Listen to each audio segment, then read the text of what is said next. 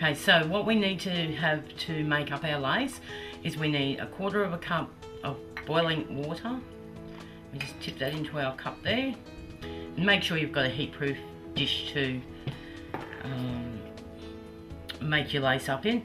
And we just need to take 20 grams or a tablespoon of the powder and tip it into our cup.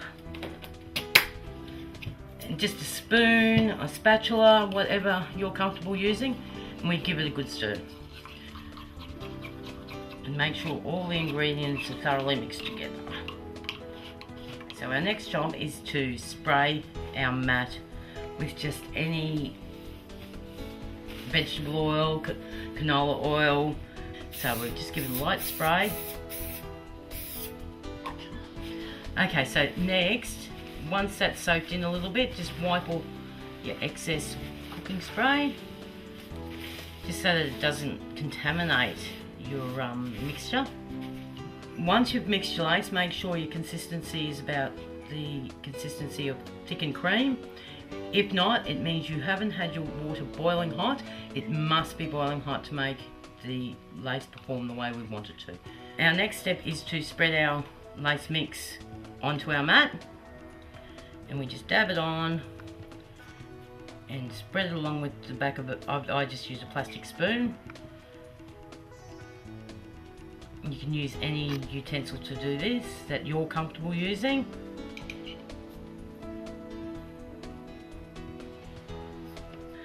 I lay the scraper flattish onto our mould and just pull it across.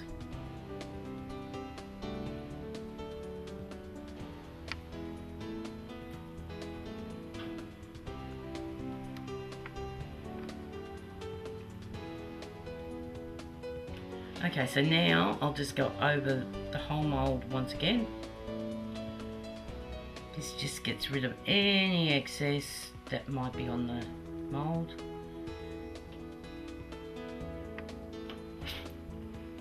Now, just to dry your lace mats, you can place them into the oven for 15 to 20 minutes on the lowest settings. Now, some ovens, the lowest settings are around the 50-degree mark. Other ovens are around the 90-degree mark. If you can get it below 90, that's great, but no longer than 15 minutes if you're at the 90-degree mark.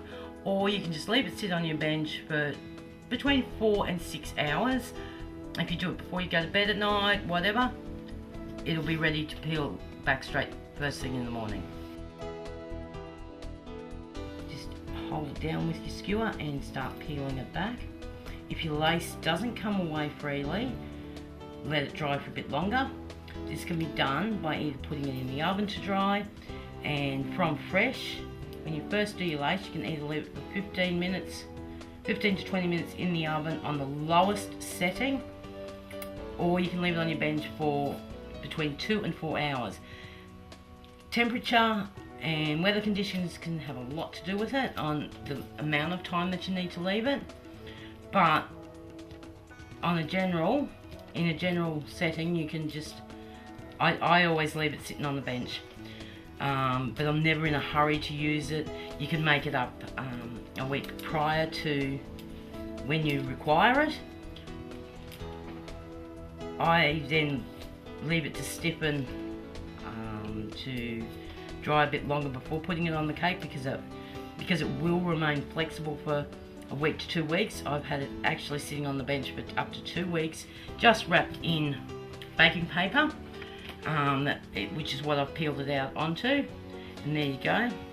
As you can see, that could have done with a bit longer drying time, but that will dry a bit stiffer, and then it'll be ready for you to put onto your cake.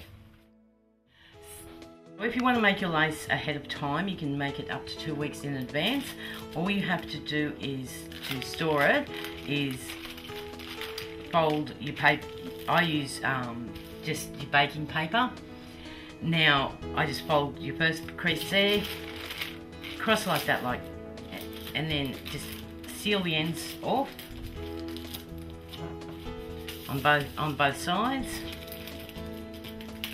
Now, I have left this up to 2 weeks on my bench without putting it into a plastic bag or anything like that, and it has kept perfectly fine.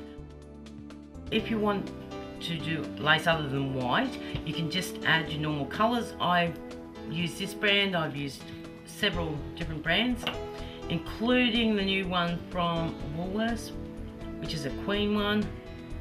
And all you do is add a little bit at a time. I like to add mine to the spoon and just stir that through until you get the colour that you're after. And it's just keep stirring until it goes, mixes right through your lace, and then it's just apply as you normally would. I'd want that a little bit darker, so just add a little bit more.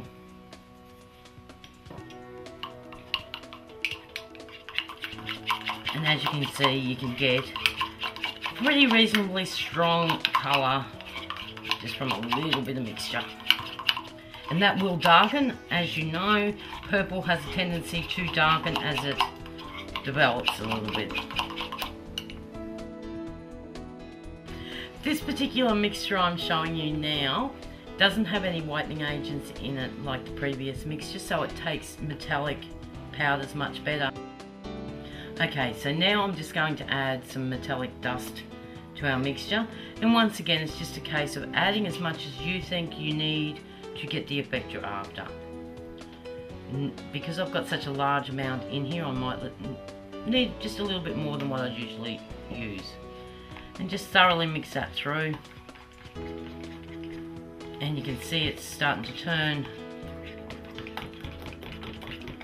You can see the metallic showing through the gel there. Now I would use that, and then as it dries, the metallic colours do come out a lot better. And now I'm going to just peel a couple of coloured mats that I've done just to show you. It makes no difference whether you've got colour in them or whether they're completely white.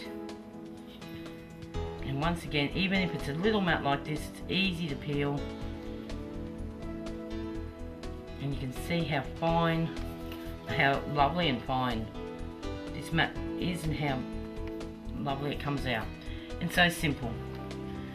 And just to let everyone know, our product is completely dairy-free, egg-free, gluten-free and nut-free. So it's covered most of your allergen problems that everyone does have queries about from time to time. And as you can see, so simple to use.